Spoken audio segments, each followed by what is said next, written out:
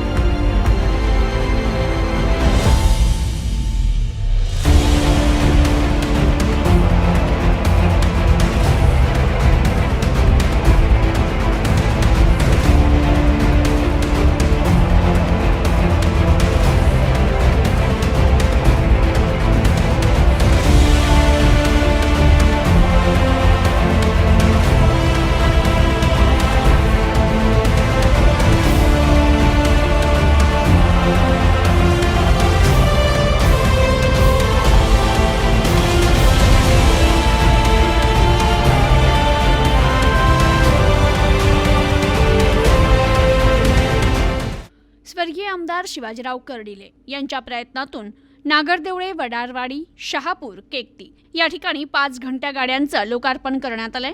नगर तालुक्यातील नागरदेवळे येथील तपेश्वर मंदिर परिसरात 1,48,00,000 रुपयांचं लोकार्पण तसेच 1,10,00,000 रुपयांचं भूमिपूजन आणि लोकार्पण सोहळा पार पडलाय।